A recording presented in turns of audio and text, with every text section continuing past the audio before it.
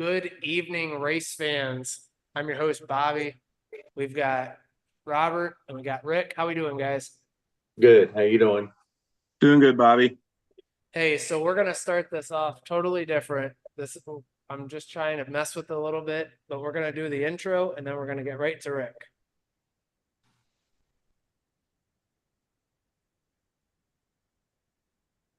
Ladies and gentlemen, start your podcast. All right, so that is our new intro. So, Rick, can you tell us a little bit about yourself and your business before we get into yourself, actually? Well, my name's Rick. I own an auto repair shop in Barbersville, Virginia. And I'm kind of a locally owned guy, small business, just auto mechanics, general service work, stuff like that. I grew up in Virginia, so I've been here all my life. And then been a race fan most of my life. Started out as a Mark Martin fan, a big Ford fan, young. Mark retired. I kind of stepped away. I didn't watch a lot of racing anymore. I got away from it.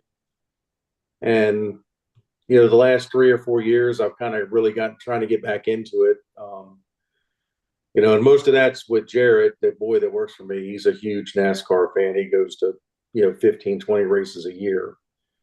But all in all, I mean, that's about it. That's just who I am.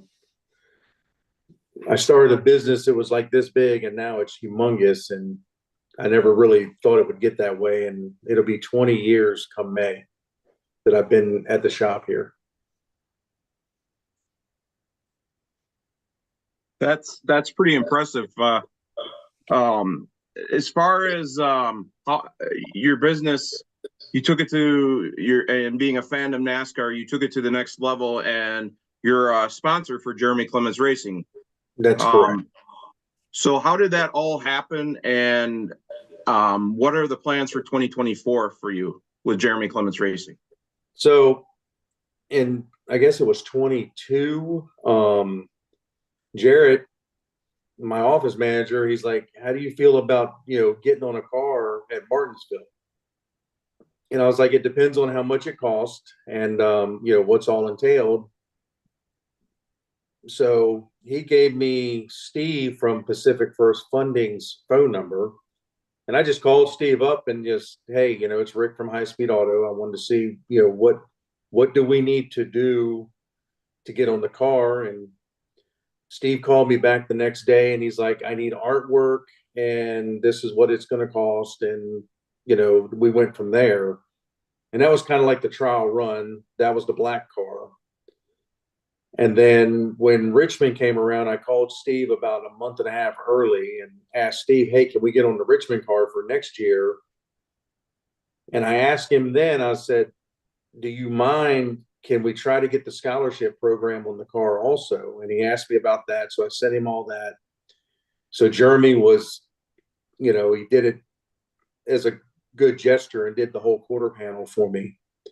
And after that, meeting Jeremy, I kind of, he's a really nice guy and I enjoyed talking to him. And he kind of stepped up doing the scholarship program for me. So by him doing that, I'm trying to get back on the car. So we're going to do Richmond this year and Martinsville this year for Halloween. Awesome. Now, so our listeners know what you're talking about with the scholarship fund. It's called the Some Gave All scholarship fund, and it's Dayton. It's called the Dayton Legacy Scholarship Fund, in memory of Scott C. Dayton, who was a Navy military member that was killed in action November 24th of 2016 in Syria. That's correct. Scott went to school with me. Scott and, I guess I met Scott in 5th grade. So all the way through graduation. But, I got a call one Thanksgiving And one of our friends called me and said Scott was killed. And I asked, and I hadn't seen Scott in years. So it kind of surprised me. And then I got some details about it. Well, when we went to the 30th anniversary for our high school, Jennifer Wegman, who is the head of the scholarship program, we got to talking about it, and she's like, I need some support. So the scholarship program is a technical school only. So it's not like business school, it's technical school only. So, AC, mechanics, stuff like that, welding and all that. That's what Scott would have wanted. He was big into building motorcycles. So that's kind of what he wanted to do. So I asked Steve about it, and he kind of did it at half price for me to put it on the quarter panel of the car. And it was really, really a good thing. And I'm going to tell you, it really helped out because they put Scott on the hood of William Byron's car at Charlotte. If you look back at the race, Scott Dayton's on the hood and his name's on the windshield, which was huge for me that they did that for somebody that I knew very, very well. Scott, Jeremy and them are big into military anyways. I did not know that until later, but apparently him and Steve are big into doing military stuff for people. So it was nice, and it made it feel more like a family team. So that's why I stuck with the team. The other thing I like about Jeremy's team is the throwback cars. I love how he changes the paint schemes too. That's the other thing that I wanted to stick with them, with being a sponsor. And the throwback schemes aren't just on throwback races, they're all over the place. I agree. You see them at, even when it's not throwback races, they to me, they do more of the older type schemes than anybody else that I've seen lately. Speaking of the throwback schemes, you're a Mark Martin fan, like you said, just like I am. Did you hear or see on their last show last week, Ray Stevens from Flying Forum Concrete Structures showed the paint scheme, or released the paint scheme for the Atlanta race, the second Atlanta race, and it's the throwback to Mark Martin's Valvoline red, white, and blue car. It's the one where his chassis JR51 was like 98, 97, 98, that era, where he won a bunch of races with it, and it was one of his favorite chassis. It's funny you say that. There you go. There it is right there. Oh my God, that is gorgeous. Yeah. Oh, I'll definitely be buying one of those. Yeah. Now, where are they going to run this car at? Atlanta. It's going to be, I believe, the second Atlanta race, so the fall Atlanta race. You remember the 600 where Mark led like the whole race in that car, and JJ Yaley clipped him coming out of the pits and put Mark in the wall? Yep. I was literally sitting in the grandstand in front where Mark hit the wall. I was so mad. It just ruined my whole week. Yeah, Mark is it was like he had the worst luck for at certain times. Yeah. With racing, he'd be leading a race and something like that would happen, or he'd lose a championship by not a lot of points.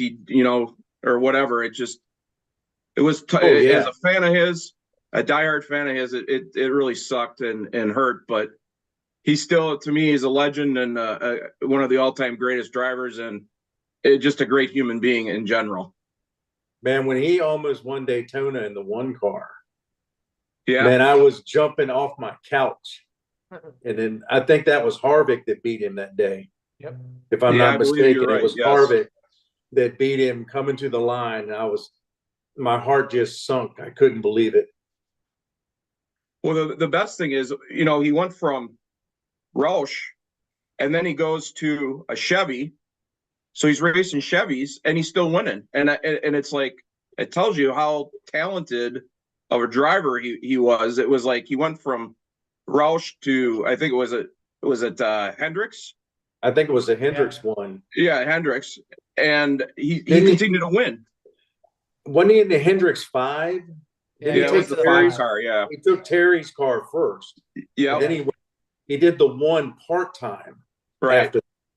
Yeah, it was, I think Army sponsored him or Yeah, Army, that's correct. yeah. Army. Yeah, but it's just so amazing to, you look back at the Mark Martin archive page that him and his son Matt run, and some of the races that they show, it's like it brings back those memories of like, oh yeah, I remember watching that race, and I was on my couch, and brings back all those memories of like back to that time again. And when to me that was when racing was real racing. We've got but that's just me, an old school guy. I still love No, racing. No I matter what. agree It's with just, you. Like, I don't watch any cup at all. yeah, I'm not into it. yeah, Even just the one lug nut wheel drives me nuts because when me and Jared went to Charlotte one year and they were doing the pit crew challenge and we smoked everybody when we did the pit crew challenge, and it stayed all day. Nobody could beat our time on the 5 lug nut wheel. I could be a pit crew, there you go. Jeremy might be looking for tire changer or something this year. You never know. I mean, apparently the Trackhouse team was, I can't remember who Ray said picked them up that he had last year or the last couple of years, but Yeah. oh, Jordan Anderson, yeah. So maybe there's an opportunity to be a partner sponsor and a pit crew member for you there. Hey, I would try. My age might get to me a little bit. Are you talking the NASCAR at the NASCAR Hall of Fame? What's that? The tires? The pit? No. We were at the Winston Oh, at Charlotte, and the No Bull trailer had a pit crew challenge. oh, nice. And me and Jared's like, you only did 2 people. You had to jump over the wall, on your knees, do the tire, pull the tire off, grab the other tire, put it on, and your 5 lug nuts. Yeah, And we smoked everybody 12 seconds. nice. That's awesome. Yeah, we And- when we went to North Carolina, they had the same thing. And Yeah. it's like a simulator almost, but you got to pull the tire down, put it back up, and same thing. That's why I was asking, because when we went last year for my birthday, they had we had like I think 9.5, and it stayed there most of the day.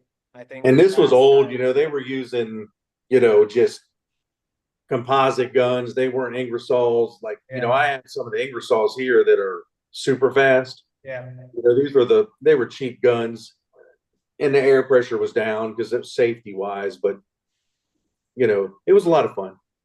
nice. All right. Well, I'm gonna do screen sharing so that way you can tell us about these paint schemes.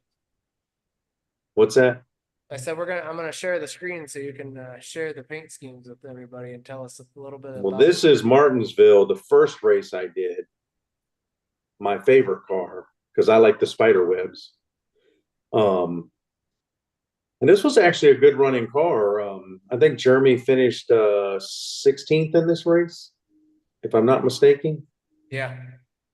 This was the car that, Steve's like, hey, you want to get on the car? And it was a lot of fun. We had so much fun that day. We hung out in the pits. We got to meet the team. I think my son was able to sit on the pit box for a second and look over the track. My son was with me there that day.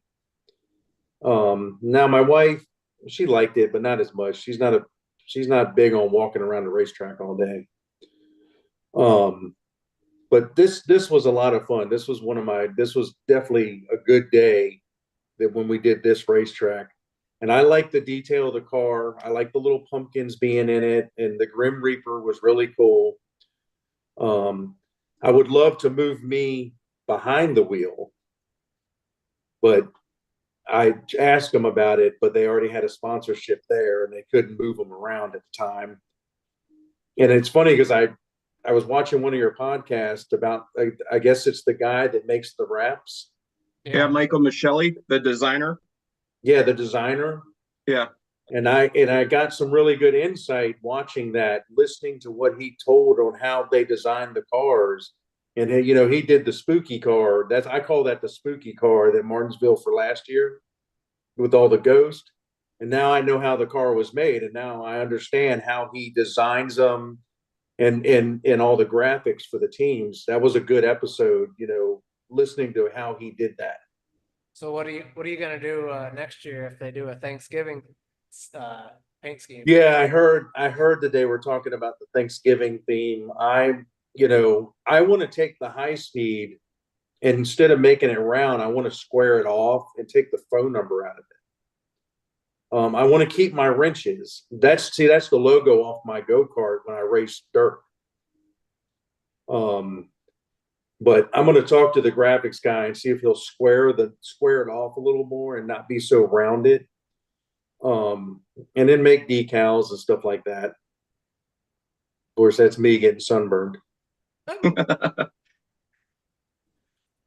But that's all of us. So that's me, Jarrett, Wesley that works for me, Natasha, the little girl in the middle.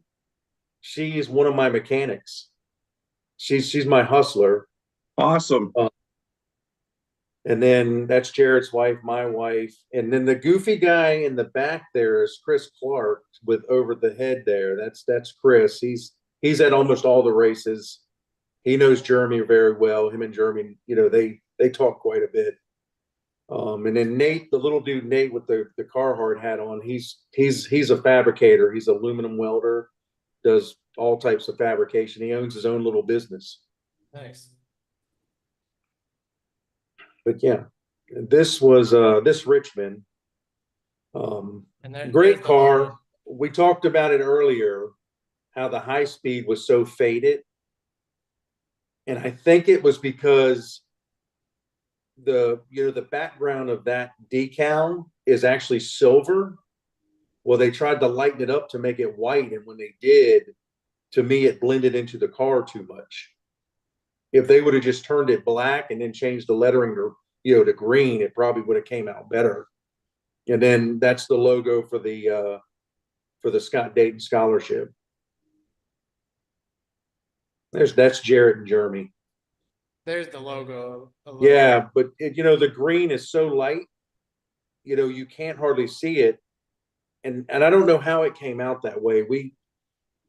I didn't personally like it. I didn't say anything because Jeremy did the Dayton legacy for me. So I kind of kept my mouth shut because he did me a really big favor. But next year I'll say something if it's like that. I don't know if I like the 51s in chrome. It looks funny to me. I guess it looked good on the car, but it did kind of look funny to me. This is Jen. She's the head of the scholarship program. She is the head of Paralyzed Veterans of America. So if any of your veteran friends need help, there's your free legal help from her. Everything's free if you're a veteran. So if one of our listeners needed to get a hold of her, they could reach out by going to Some Gave All scholarship.com. I would imagine that her email would be there, but she could literally, you could look up Paralyzed Veterans of America and you would find Jen. She is the head of the northern, I guess that would be the DC office. So we went to school. Me and Jen went to school together too. We all graduated. I was going to ask if you guys were classmates as well. Yeah. I assume that, but yeah. But big military stuff. We don't, I do anything I can to help some of the military stuff out. So even here at the shop, if somebody needs some help, me and Jared have done favors for people, cars broke down and you need help. We've helped them out. That's awesome. I mean, without our military, we wouldn't be free. I totally agree. And have the freedoms and rights we have. So literally that statement that some gave all and all gave, the rest of it is all gave some, which means you remember your decal guy that you had, the fat, that does the wraps. Yes. He was talking about stuff that NASCAR don't like. Yeah.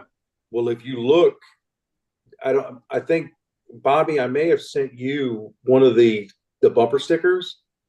NASCAR made us remove the gun and the hat statue. No, you were telling me about it though. Yeah, behind that Scott Dayton scholarship was that, the boots with the guns and the hat on top. Yeah. The NASCAR, soldier memorial. I can't remember what they call it exactly, but yeah. that is correct. But NASCAR forced Jeremy to remove it off the car. Wow. So I guess our idea that we came up when we were talking with Mark and Mark Mullen and Mark Nelson on our first episode, I should say, where they disclosed that they were going to do, since it was this Martinsville race this year was close to Thanksgiving, that they were going to do a Thanksgiving scheme. Mhm. That Justin Sharpie, who from Driftless Glen, that was on that episode with us, he said that should have Jeremy dressed up in a pilgrim costume, holding a musket and with a pilgrim hat on. And we brought that up with Michael Michelli, and he said, yeah, NASCAR probably wouldn't go for the musket thing. No, so they're that not. totally makes sense. So they don't allow any guns at all. And even like he was talking about cartoons, they would Yeah. not allow it. They're not going to allow anything. If it is a firearm, they're not going to allow it. Right. I really surprises me. Like, I mean, do they still allow cigarette stuff? Is there anything? Well, I haven't seen I anything haven't since seen Winston. anything in a long time. no, Yeah. I haven't either. I mean, obviously, Rob from Whitetail Smokeless is smokeless chewing tobacco, so they allow I that. guess it but is it's- tobacco. Yeah, So, it's yeah. not a tobacco product. So, I do know when we talked with Alex Clubb, on our second episode, he's the Arca Menards series driver. Yes. He said that he had a sponsorship that he had fallen through with a tobacco company from California. So I don't know, maybe Arca would allow it, but that they're also a NASCAR sanctioned series. So Maybe NASCAR said no. maybe that we could don't, be we it. don't know. I don't know.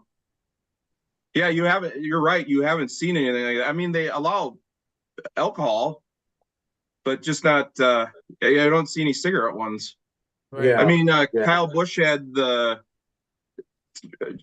3 Chi or whatever is it? Ricci, yeah. 3 Chi, the CBD sponsor, which it sounds like this year they're not coming back, but that's here nor there. But or it may not be coming back, I should say. But yeah, it's interesting what they approve and won't approve, I guess. Won't approve. Yeah. When I was Yeah. watching the episode, me and my wife were watching it actually right before I came over here into the shop. And yeah, it when he started saying, there's stuff that he's done and NASCAR hasn't approved. And I was like, yep, I remember that, because they made us take the guns off the back of the bumper, the graphics. You don't think that I wouldn't think that they would make you pull that off, being that it's military themed. I didn't think so either. And it wasn't, it was done as a statue with the boots and the hat. Right. You would think that they would have understood that, but no, they, and it was already on the car. So like they had to pretty much like cover it up with white. That's why if you look behind it, it's just a white blank spot. Oh, I did not notice that. Interesting. Do you have one? If you look at the bumper sticker, yeah. So like right where my fingers are is where the little statue would be. Yeah. But yeah, Interesting. they definitely made them remove it. That's crazy. If I don't have one of this, I don't have one here, I would show it to Robert. Yeah, I remember you telling me about it on the phone, but I've never actually seen it. Hold on. If I can walk, if y'all are all right with that, there's one on my toolbox. All right. I'll walk out to the side. we're getting a shop tour. Yeah, we're going to the shop. It's a little messy, but it's all right. Hold on a minute. I'm wrong. I thought there was one on the front of my toolbox, but I got the Clemens sticker and the high speed sticker on there. And I don't have one. I thought I had one in the shop. Well, while you're out in the shop, why don't you show us that cool no bull poster that you have up on the wall that you showed us before the show started? That thing is pretty cool. That's a It's lot of old. history right there. If I'm trying to see if you can see, I got my clean burn waste oil burner above it. Yeah, Preheating oil. there you go. I mean, Kyle Petty's in there. That's Ricky Craven, and Jeff Gordon looks like a kid. Yeah, I seen that. Actually, Davey Alice. No, that's Ernie Irvin. That's Ernie Irvin. Bill Elliott's in that picture. Man, that is an old picture. That throws it back to the days of the old school racing and I'm guessing Dale Earnhardt Sr. probably was in that. Hold on. So my wife just see the back of the decal. Okay, yeah, See where, Yeah. This is one that's not been stuck, so it's got the paper over it yeah, it's the fallen soldier with the American flag. memorial that they do when they die or are killed in combat. Yeah, that's So Jeff Burton, Mark Martin. Who was the rude driver camel car? Oh, Bobby Um, or us, Jimmy Spencer. yeah, Jimmy Jimmy Spencer. Spencer's in there. Oh my God, Jeff Bodine's in there in the QVC car. Nice. Sweet. The number 7. I think it was the number 7 QVC. I think it is Wow. the number 7. Yeah. The good old days. The good old days. That's when I loved racing. I wasn't even an Earnhardt fan, but to watch him race was so awesome. So Rick, course. what's your favorite track? My favorite track? Yeah. If you told me, if you asked me this 10 years ago, I'd say North Wilkesboro. But now I love to watch Martinsville. And I really, I like Daytona a whole lot now. And I didn't like it back in the day. I like it better now than I did back then. Yeah, there you go. See on the back of it, Robert? Yeah, I see that. Yep. Joseph Anselin sent me that. Who? Joseph Anslowitz, he's a huge Jeremy Clements fan. Oh no, yeah. I sent him some of those. That's right. He Yeah. was at the race. He was with us. Yeah. Yeah, he Joe probably. was at Richmond with us, and I gave Yep. him a shirt and some stickers. Yep. Yeah, he's a good guy. He's one of the crazy Jeremy Clements fanatics like we are. So since we were talking about old school drivers and all that for a hot second, who was your favorite driver growing up besides Mark Martin? Me? Yeah. I mean, I like Jeff Burton because he's a Virginia guy. Actually, I've met his brother quite a few times here in Virginia. I kind of followed Terry Labonte a little bit, here and there. I just kind of liked him. But that's about it. I mean, I was just a Ford guy anyway. So I always was a Ford guy. And that's why now I kind of pull for Logano quite a bit because I always wanted Logano to get in the 6 car and it never happened. I didn't want him going to the 22. Right. And then you have Noah Gragson now with Stuart Haas and Josh Berry united back together. I think those two Yeah. are going to be dangerous.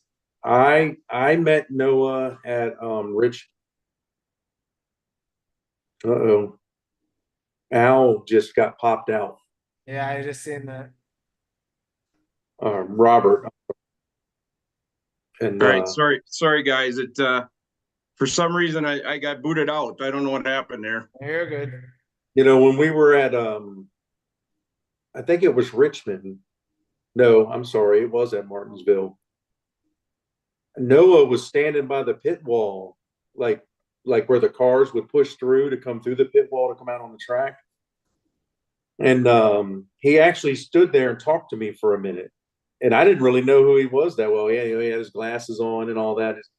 And we talked for a little while. And he was very, very nice to me. And I kind of thought, you know, if I see him in the cup, I might pull for him. Yeah. I'm kind of torn because I do root for Joey here and there, but I think this year I am hands down rooting for Noah and Josh Berry. I think that I see them both getting a win this year, but other than that, I won't watch it like I used to. Well, see, and like I don't watch any of the Cup Series at all on TV. I can't. I'm kind of old school. I don't really have a cable TV and all that stuff. So like I have to go to NASCAR.com and watch all the reels after the race is over. Yeah. So you know, that's just me though. It's me being cheap. That's what that is. Hey, there's nothing wrong with it. Nothing wrong with that. No, no, there's not. I would like to get on the car for Daytona one year with Steve. So it may not be, you know, it won't be this year, but I think I'm going to talk to him about 25 because I went to Daytona last year and I called Steve up and, you know, was able to see everybody. And I had a really good time with Jeremy and them in the pits at Daytona. I actually got to stand out on the track with them and do the American anthem and all that, you know, out on the track. And that's pretty cool at Daytona. Right. Yeah, that's Are one you try. are y'all coming to Martinsville or anything? I'm thinking I'm gonna try. I'm thinking as well. I don't know for sure. It depends on. We're trying to figure that out because we all want to go to a race and meet up and meet everybody. So Martinsville would definitely be a fun track. It would be the second race. It would be the Yeah, first. the fall race. Yeah, we stay literally, you know where Hardee's is next to the track? I've never been there, so Okay, well there's a Hardee's like you with walking distance from the track. okay. There's a big field behind it. We park our big, you know, the motorhomes and stuff there. Me, Jared, Chris, all of us. We kind of park in a big square, and then we have the whole middle is like the party zone with the fire pit and all that. Nice. And every, you know, well, it won't be Halloween this year. It's after Halloween this year. Isn't Yeah, it? it's after Halloween. Yeah, it's I think after. it's beginning of November, I believe. Because normally everybody's dressed up in costumes and they're all walking around acting stupid. Yeah, it's after it's after Halloween this year because of the month delay because of the Olympics. The Olympics. Oh, I didn't think about that. You lose I believe it's 3 weeks that they're losing. So like I believe they go to Indy and then there's 3 weeks and then they go to Michigan. Richmond's okay. Richmond's gotten a little bit of a what I call cookie cutter. You know, it's pretty much one person gets in front and they lead all day. The passing's not great there like it used to be back in the day. You know, Richmond used to be a great track. It was almost like a mini Bristol. And now it's I don't know what they did to the track, but it's just, you know, there's a lot of arrow. You don't, you know, you get up on the back of somebody, you can't get by them, you can't push down on them. You can't turn down the corners. You know, I've actually drove a car at Richmond, and I mean, you can't cut down in the corners off of 4 like you used to be able to. You used to be run that back stretch right on the wall and then turn straight down. But Richmond's really close to my shop, so that's why I do the sponsorship for Richmond. Yeah. Yeah, the fall Martinsville race is Saturday, November 2nd. So it's literally The the week after. last the last race of the round of it would be the last race to go to the round of 4. Okay. So it's the second to last race of the year. It's funny that flag, the Germany flag you have behind you. Yeah. It's, That one. I have it. It's actually hanging back there in the shop.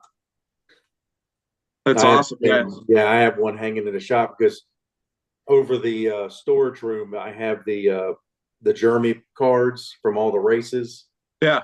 I have them up on the wall in the shop out here. I just Yeah, gotta put some more. I got it's hard to see, but that's the Jeremy Clements, the red, white, and blue flying form concrete structures flag from the Cars race sponsors. I really want to ask Jeremy if next time I'd like to have one of the quarter panels. If you like the quarter panel where my sponsorship is, and get it hanging in the shop. But I just didn't want to ask him. And Jared just texted me. He said, "It ain't Richmond, it's the damn cars." I was gonna say maybe I was thinking it could be the surface, the racing surfaces wore out enough that it's just you're not able to get the grip to cut the corner as well. Well, to me, it always looks like the cars, like they nose down tight. They want to push the nose more on that track. And, I've raced some cars before, so, I can watch the car and I can see it. Like even when we're at the track and I watch Jeremy's car go around the track, I can tell when his car gets tight and loose, just knowing how his car noses and how it rides up. And most people don't understand that. Us that have been around it a long time, we see it because we've been around the sport so long. Yeah. And I'm being a mechanic and I do front end work and I know camber and caster and all that stuff. Right. Yep. Yeah, it's well, and then while you're watching it, you're like, oh yeah, he's tight entry, he's a little tight center, and he's loose off. Loose off, yeah. And then you're listening to him, Mark going, "Hey Jeremy, give us the number. What are you?" And he goes, "I'm a 10," or something like that. We're just joking around, but yeah, it's like, yeah, it's interesting when you're watching, like you said, if and you've been around the sport, involved in the sport, about that type of stuff. And so, yeah, I enjoy listening to the scanner. It makes racing a lot better, I think, in my opinion, but I've been around racing a lot. So I would love to look at how they set up the front ends. Like, on an average car, you run 3 degrees of caster. When I was racing karts, we were running 14 degrees of positive caster on the right front, just to make that car pretty much turn left by itself. Right. You're almost holding the car straight down the center and then you're easing the steering wheel up and it's drifting to the left automatically for itself. Right. Yeah, people don't realize how much camber and caster they run in those cars. I don't know how the tires don't blow more often. Yeah, I agree. That's one of the things I wanted to ask when we had Mark on, but I didn't feel comfortable asking him it on the show because it would have gave some race secrets away, basically. Right. But I was going to ask him, like, what stagger do you guys run on just a typical, like, say, Richmond or Martinsville, a short track, compared to what is? Do you even run stagger on a road course because you're turning left and right, so you don't necessarily need that difference in the tires to along with that caster to get the car to turn as well to the left or whatever. And and then the toe of the car and whatever. Do they run like a half degree toe out, or they running 0, or they running a half degree toe in? A basic car, most cars run about a half a degree toe in. Some cars are 0. Chevrolets are a positive quarter degree. But what do they run on the race car? I'd love to always know that kind of stuff. Like that's I'm Yeah. so technical about stuff like that because it's what I do. Like, I would be interested just to ask them at the track, not in public, how much tow, how much caster they kind of run. They run a lot of negative camber in that car. Well, in all of them, you can see it, that how much negative camber they run in those wheels when they're pushing them out to the pit road. Oh, absolutely. Yeah, You would think it's it would be crazy. hanging steel. Yeah. It's So I kind think, of cool stuff. yeah, exactly. That's the stuff I like too, and am interested in. Bobby, I think that's all our questions that we have for Ricky tonight. Really want to thank you for coming on the show, no problem. and we'll have you on again sometime to talk further about your involvement with Jeremy Clements, and It would be cool if we could do a show from the track. We've been that's what we talking talked about about. Yep. So if we do that, whatever track it is, everybody that's there, we'll do something. Well, it's going to be fun. We'll come to Martinsville. When you come to Martinsville, that night, come to where we're all camped and do a show right there in the campground. Yeah. And that way fans can come out and watch and all that stuff. That would be awesome. That would be the goal to be able to do that ultimately. I know we're gonna do one at Michigan. I don't know if Rob's gonna be able to be there for that one, but yeah, I'm gonna be in Arizona then. well, no, see, I want to go to Texas so bad. I've never been to Texas Speedway, and it's one I've always wanted to go to. I want to go to Atlanta. I've been to Atlanta. I've been there twice goal. actually. So, but I know y'all got to get Ryan on. I'll let y'all cut off here. All right. Thank you, Rick. Rick, all right, thank guys, you so much. Take care. Yep, you too. Take care. Bye-bye. Bye. Take care.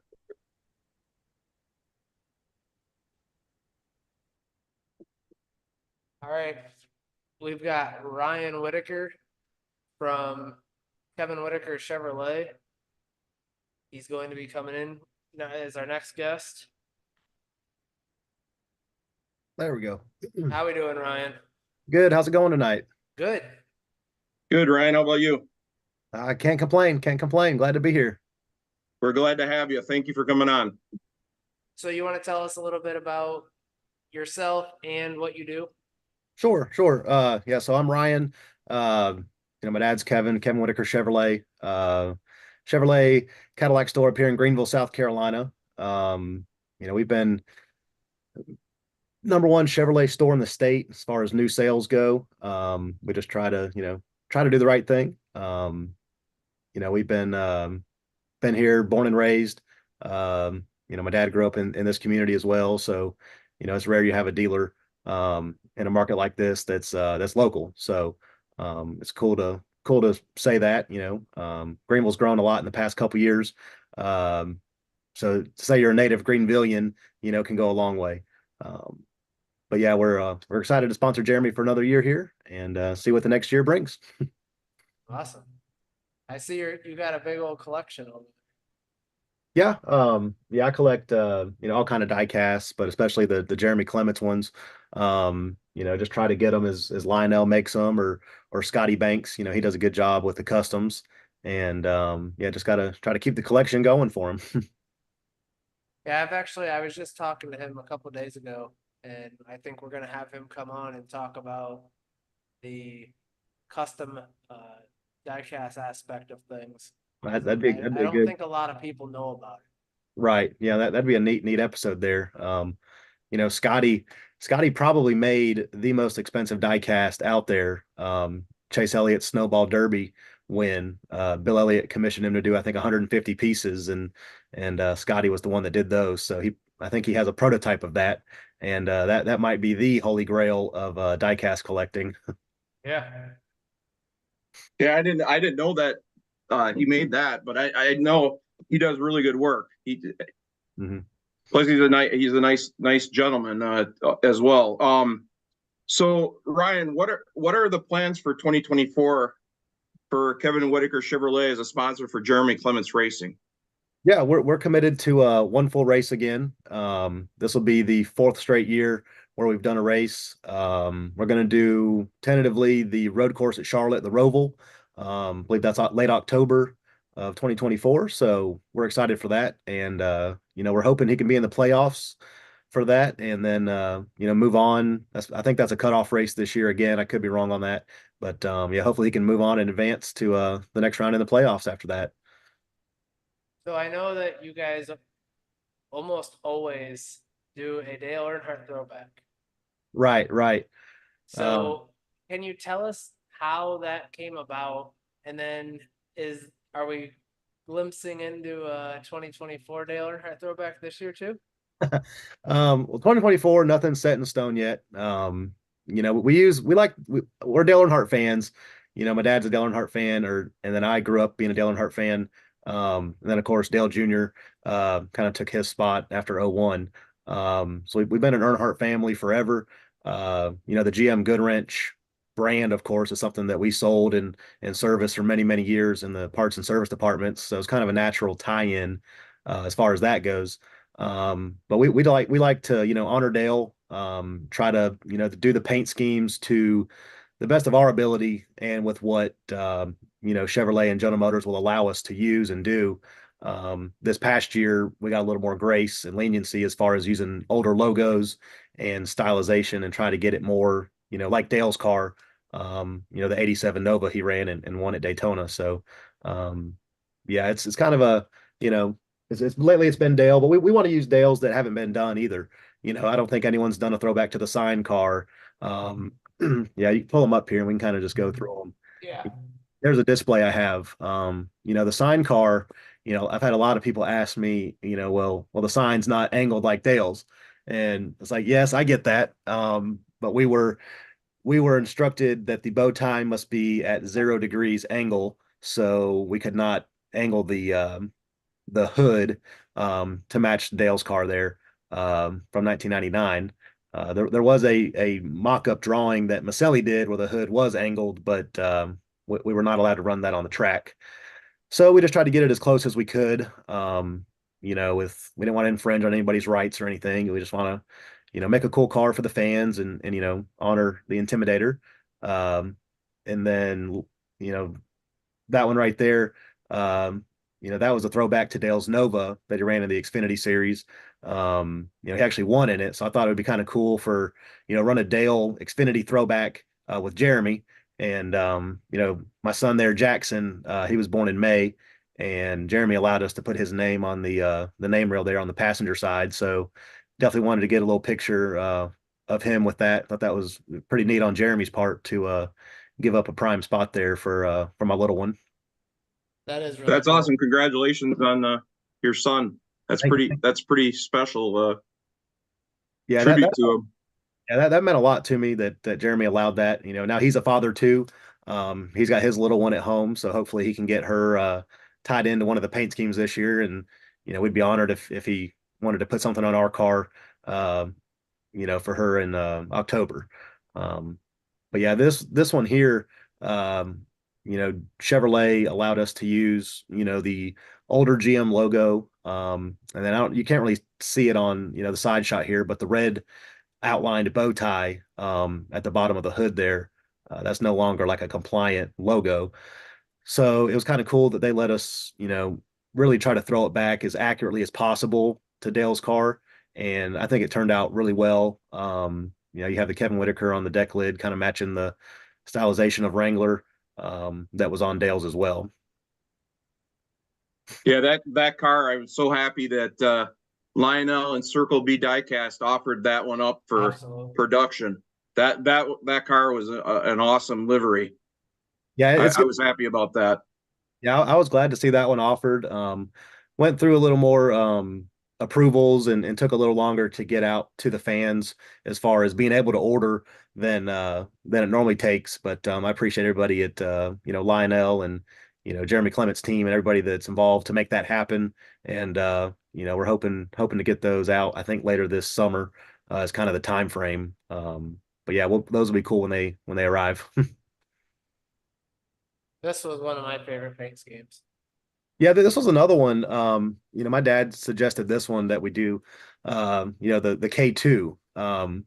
We threw it back to, Dale's first race car, which happened to be a Ford. Growing up in this household, that was the four-letter F word, FOR. Uh, I think it was a neat car. We tried to match it as close as possible. Kind of unique. The roof, you can kind of see it on this picture. It's more of a purple, magenta, whatever you want to call it. And, the story goes when Dale and, I guess his crew back in the day was painting that car, they mixed up the paint. And so the roof ended up being the wrong color than the body. And, I don't believe anyone in the, at least Xfinity or Cup level has run a throwback to that car. So I think it turned out really well. Maselli, of course, did all of these. Any kind of little tweaks, any kind of little stylization changes that we asked him to make or anything, he's always spot on and he does a great job. Then we have that one. That's a better picture of the hood. Yeah, that's a cool one there. Like I said, I wish we could have angled it.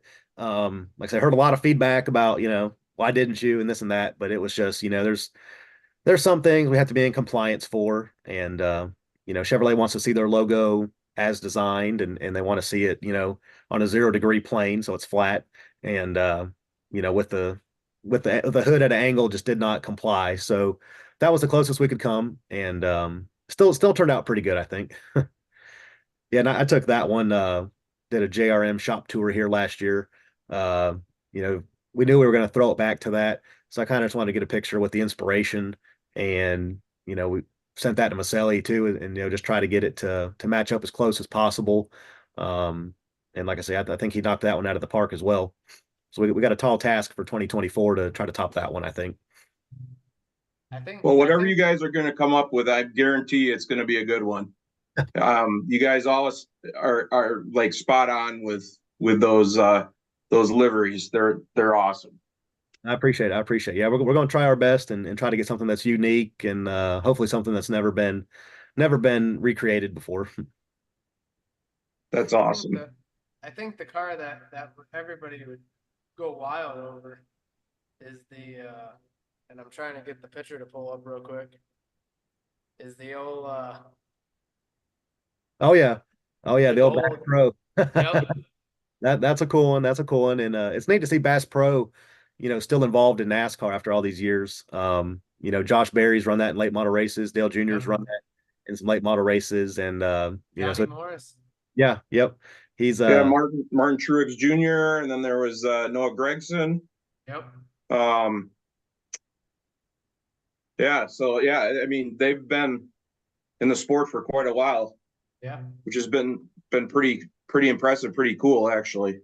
right. Yeah, that's an iconic scheme. So yeah, hopefully they can continue to support NASCAR for many years to come. So is it a team inspiration on who picks the paint scheme or how that goes, or is it your dad just kind of like, okay, here's what I'm going with?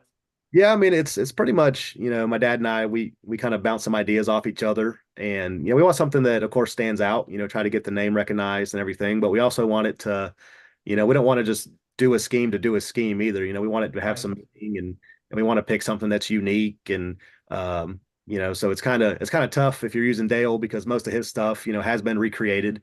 The Peter Max car would be a little tough to recreate.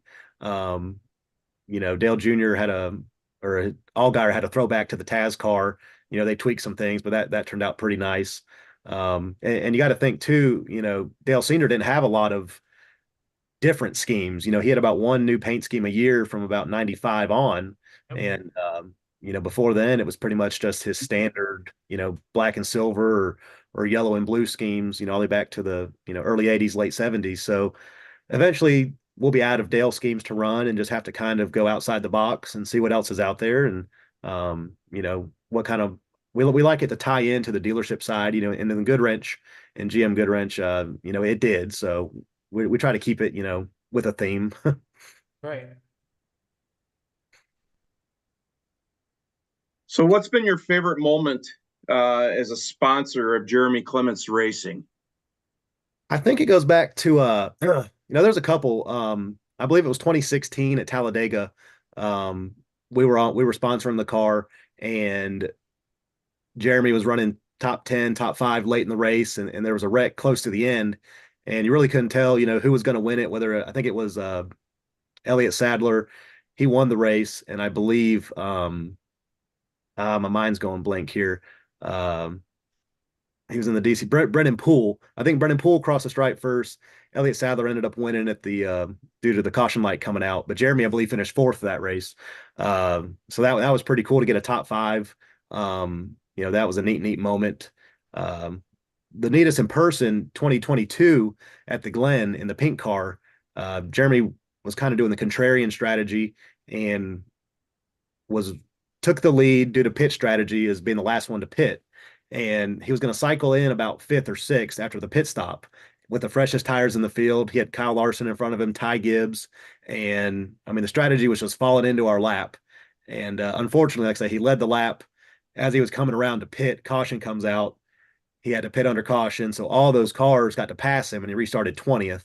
And so he restarted 20th with the freshest tires in the field, and he was still able to get back to 10th, which was pretty cool. But it was neat to see the strategy play out. But we were just literally one lap short of having the freshest tires in the field, and probably going to fall in about 5th or 6th there in line. And the way he was running, he legitimately had a shot, I think, to get up to at least 3rd. And then if Ty and Kyle Larson were to make contact, I think he could have had another Road America style win there.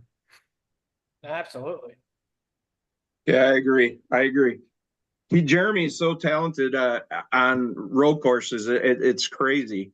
I Right. mean, the last couple of years of Road America, he's had bad luck. Same type of thing. It's just crazy. We still don't know what happened on the last lap this year, I don't think. I never saw a video. I don't think they ever mentioned it.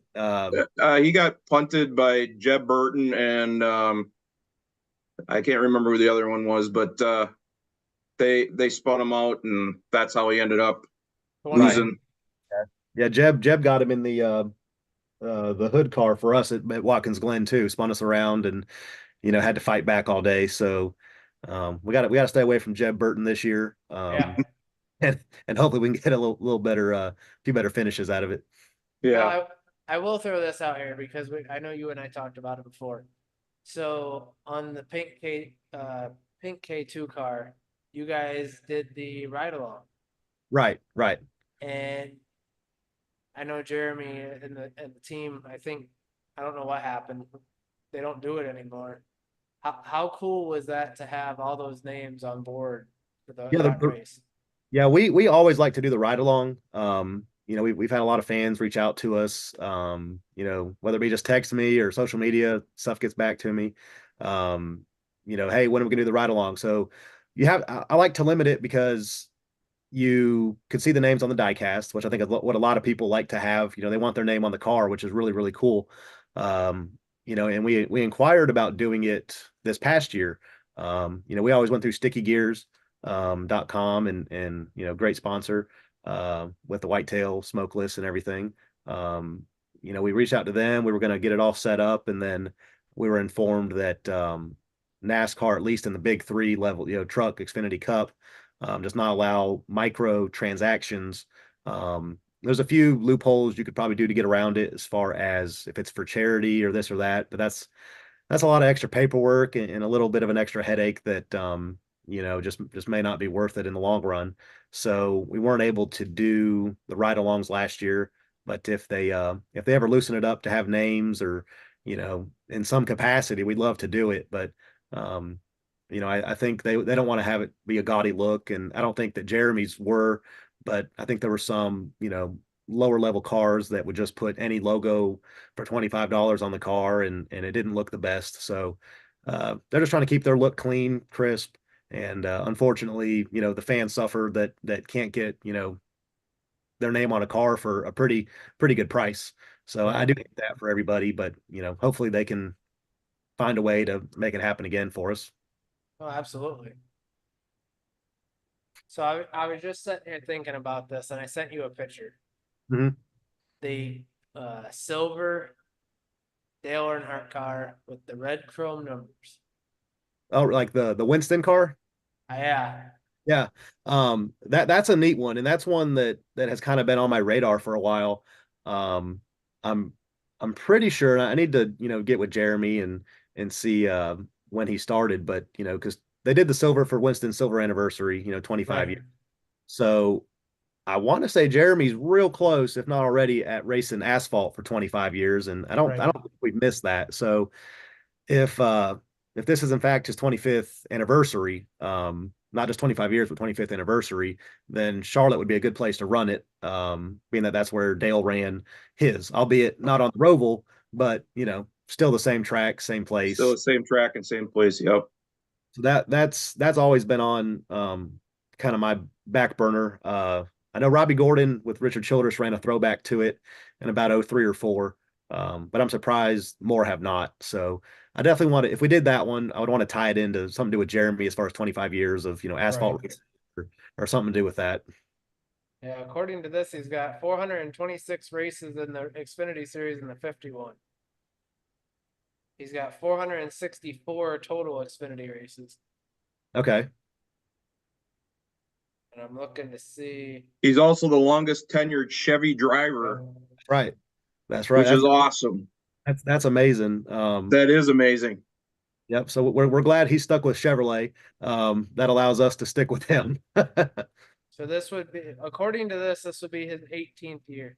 Right. But even before then, I think he had some ARCA starts and, Yeah. even if we could just tie it into, asphalt racing, because I know he was a dirt guy forever, but then he switched over to asphalt. So we just got to do a little dig and do a little research with him and try to line up the 25th anniversary and Yeah, do that car would be awesome with the that, gold that's a or with that's a the neat red chrome numbers. right. That would be a neat scheme, and that's definitely one that's been tossed around before, but I don't want to force it either. I want it to Right. have a 25th anniversary of some sort for Jeremy, and that'd be a cool way to honor him. And I think that'd be a neat choice. So good idea. Hopefully it would become a diecast. Yeah.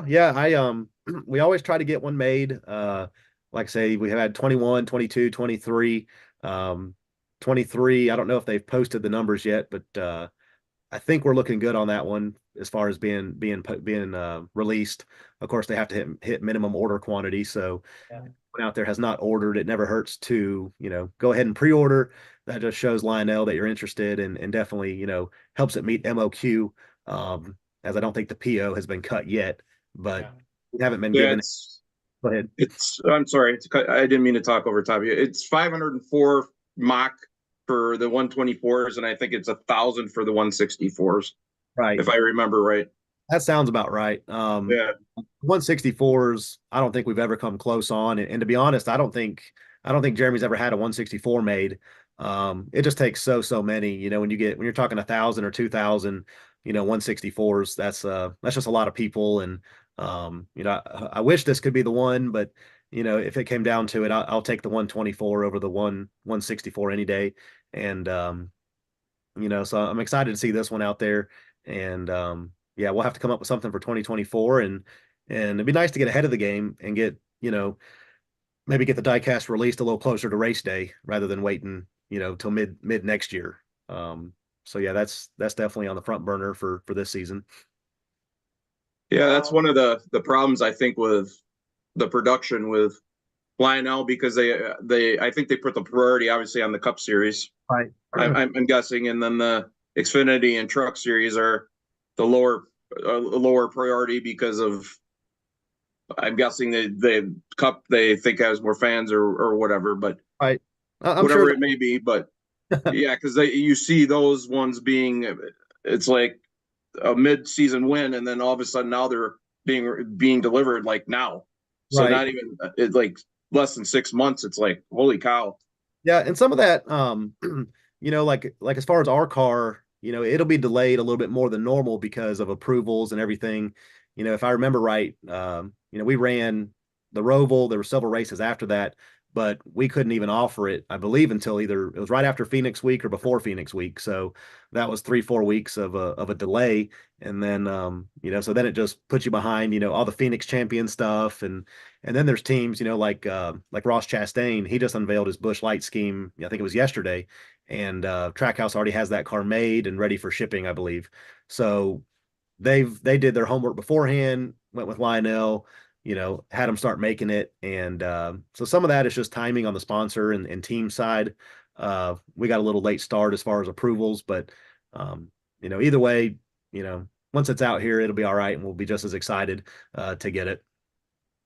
Yeah, exactly. I remember Jeremy did a tweet, I think, that it was going to be offered. I think it was after the Roval race, like, or around that time. And I'm like, oh, looking forward. I'm like, every day I'm on Circle B diecast. Where's it at? Where's it at? I want to order the autograph, version of it. And then I didn't see anything. So I said, hey, when's this going to be released? Mhm. And it was like, oh, it's going to be delayed or whatever. And then There was a no plans comment from him at one point, I think. yeah, So, and some of it, Lionel's such a big company that, the person running the account can't know every car that's sent in paperwork or, trying to right. be. But yeah, we were a little nervous there for a minute, because when it has to go through approval process and different things, as far as Lionel to work it in their schedule, it's kind of out of our hands and Jeremy's hands at that point. So all we can do is kind of sit back and hope for the best. And luckily, I think Jeremy's last 2 years of our cars have sold pretty well. They've made MOQ, and this would hopefully be the third year in a row of it, and then we'd love to do a fourth year if that if it comes to fruition. That'd be awesome. It's sort of like going to your dealership and building your own car, and then you have to wait for it to be produced and come in. So it's for a while there, the time frames were about the same during COVID. I think I'd like to hope GM's a little quicker than Lionel right now as far as coming into order to get your new vehicle. But yeah, it's a pretty similar deal. You have to wait a little bit if you want to get it exactly how you want. But yeah, I'm excited. See how it turns out, and hopefully get a prototype and make sure the colors are good and all that stuff. What's your favorite track and why? As far as going to a track and just watching the racing, let's see. Martinsville used to be number one as far as the Cup Series goes. The next gen car, the single lug nut and all the number stuff, that doesn't bother me. I'll watch them race, wagons out there if that's what they decide to do. But I feel like the short track package and even the road course package is not conducive for good racing right now. They made the intermediate tracks, the 1.5 miles awesome, the 2 mile track's awesome, and but the short track and the road courses just don't have it right now. So as far as Xfinity goes, Martinsville, in my opinion, is the place to watch a race. Not a bad seat there. But if I were to just pick one track as far as stuff to do outside of the track, places to eat, and Daytona, that's got to be number one. Just so much to do around the track, so much history there, so much Jeremy got a win there. That was awesome. I should have mentioned that with my favorite Jeremy moment. We weren't sponsoring him that night, but it was the week after the Glen, and I was there on top of the garage watching it with a buddy, and we didn't want to jinx him, so we didn't move until he crossed the stripe first, and then we ran up to pit road and followed him into victory lane. So that was pretty special to be there at 1:30 in the morning. Yeah. Yep, I remember that night quite well. I'm trying not to wake my wife up, but at the same time, I'm like ready to explode, yelling and screaming in excitement because Jeremy just won this big race at one of the most iconic racetracks in all of NASCAR, and it was just unbelievable. It was awesome. No doubt. We sat there in the Xfinity garage while it rained, just trying to stay dry. Felt like hours and hours and hours. And like I said, we finally got back out there, and it was kind of a race of attrition. He wasn't up front all night, and he stayed between 15th and 20th, I feel like. But guys just kept falling out, getting in wrecks, aggressive driving. I think a lot of that probably had to do with the rain and the threat of rain, and drivers just trying to jockey for position, and just one of them wild card Xfinity races. And Jeremy, I believe it was Timmy Hill that gave him a big push at the end to help him out there. He was fighting AJ Allmendinger, who couldn't hang on, and thanks to Timmy, I feel like a smaller team helping a smaller team was cool to see. And I feel like if the roles were reversed, Jeremy would have probably done the same thing. So, but yeah, that was a neat night. yeah, I definitely did not want to jinx him going to the pit box early. I didn't move an inch until it was over. And then, they took the win away in the tech shed. And then I feel like he won twice because he won the appeal. You don't always see an appeal go the driver's way, especially after a win is taken away. So I feel like he has 3 wins in Xfinity. He has 2 on the track and 1 in the tech shed. So that was a pretty cool night for sure. That's like when we talked with his crew chief, Mark Setzer, about that when he was on our show a few episodes ago. He said it was like the big elation that, we won this race, and then they tell us that we got disqualified, and then we have to basically do like our state our case. So we can't celebrate, and then we also have to get ready for the next race. Right. So it was like we never really truly got to celebrate that win other than at the track that night for that short period of time. So he said that they had some stuff planned that because of all that, they had to cancel. So Yep. I think there was a team dinner going to happen with some sponsors and like a celebratory deal. And then when the win got taken away, of course, it's kind of hard to celebrate, while that's in limbo. And then I think just timing and everything, didn't allow it to happen in the same fashion that it would have that next week. But I know they're all still excited and happy they got it back in there. And I felt like Victory Lane, the NASCAR folks, of course, it's 1:30 in the morning. They've been there all day. They're trying to wrap it up. So the hat dance, I think me and my buddy got the last picture with them before they cut it off. And like I said, we weren't on the car, so I wanted to make sure all the guys and the sponsors that were there, of course, got their picture. But I was fortunate enough to be there and get in Victory Lane and get a picture with them as well. And that was probably one of the coolest moments, I think, as a fan, was that night. Very cool. one thing I was going to follow up with, you guys are a family business, and Jeremy is a family-owned race team. Is that something that drew you guys towards him and his team? I mean, Because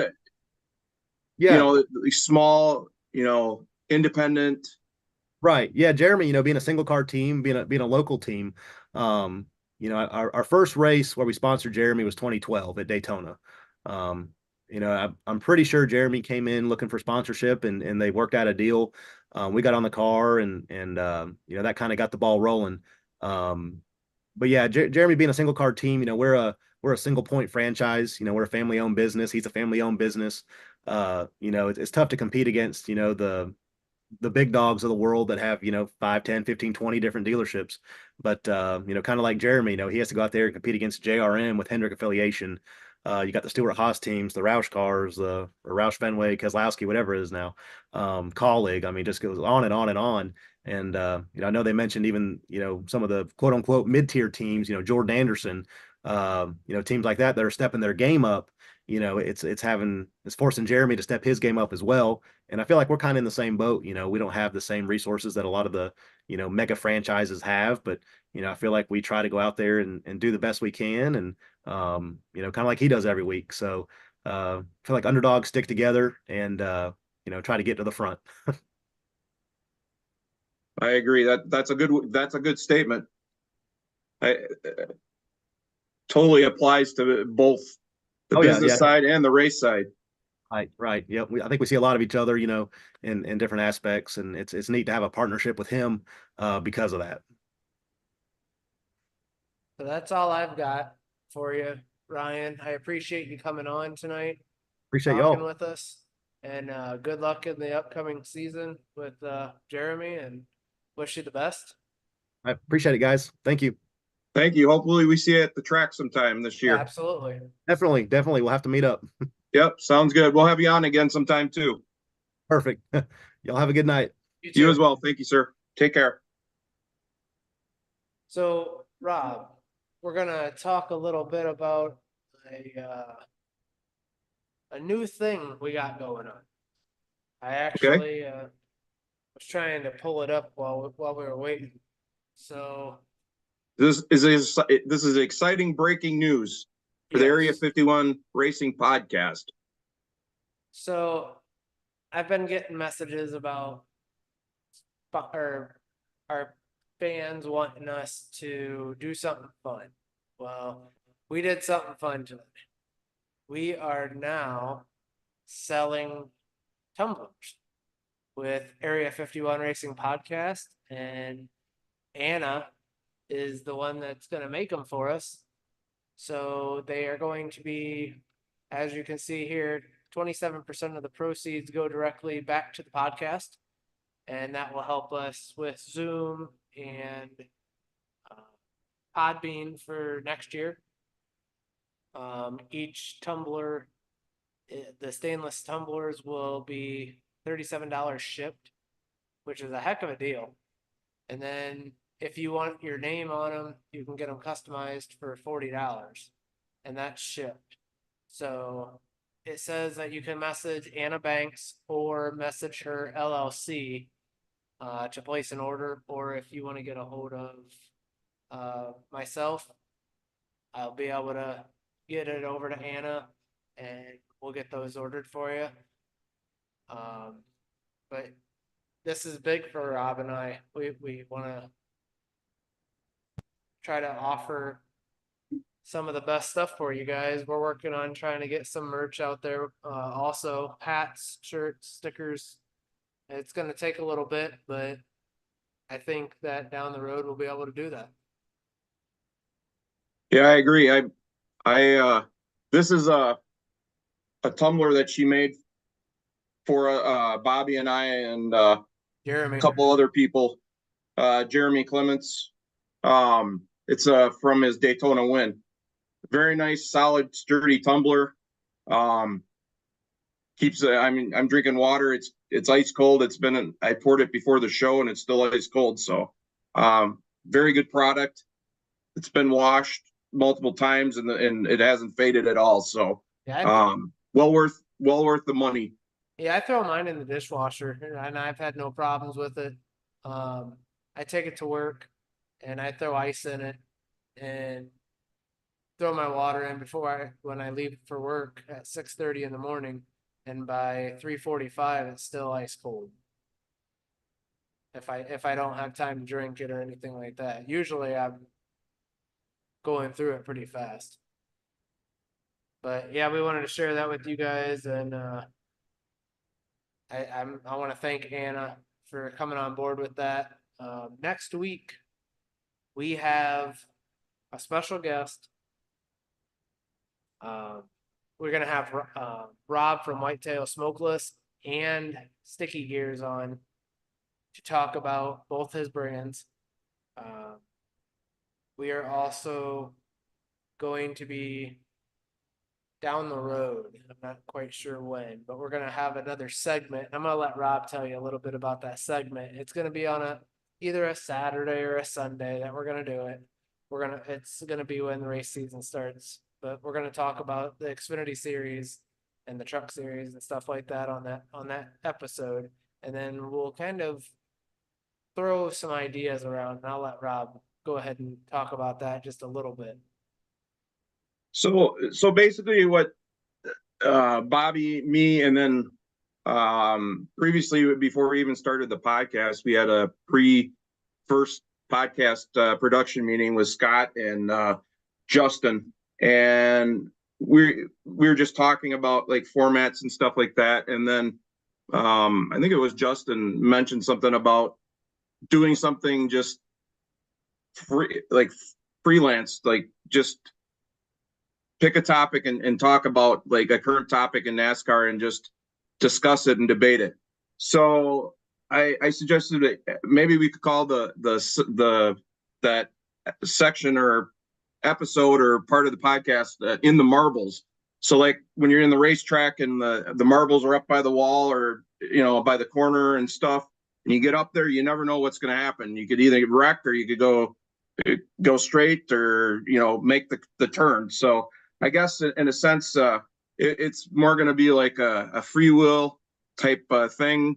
It'll be related to, like Bobby said, the current topics that are going on in NASCAR. And that was one of the hints that we made a while ago about it could be a controversial subject but it's not going to be anything that is going to be off color or anything like that. That is going to be that type of controversial. It's just going to be something more about, we just don't agree. We'll Bobby and I won't agree on it, and we'll have a discussion or debate or whatever.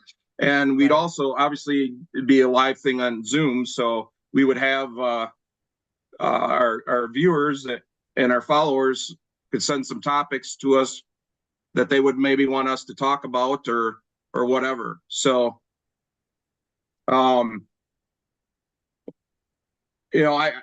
could reveal one of the topics, but I don't know if Bobby would want me to, that we've been talking about, but No.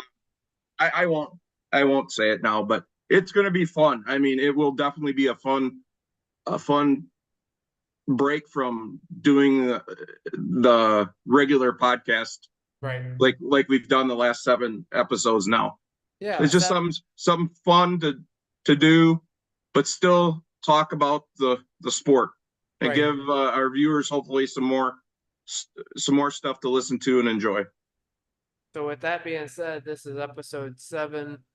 It's going to be in the books here in a split second. I want to thank our sponsors: Beach Ridge Barbershop, Runner's Roost, Spartan Waste, Whitetail Smokeless, Elite Towing, Fly Informed Concrete Structures, Driftless Glen, First Pacific Funding, Matman Designs, and this wouldn't be possible without Jeremy Clements Racing. So we want to greatly thank them.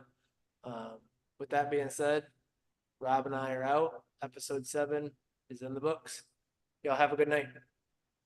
Have a good night.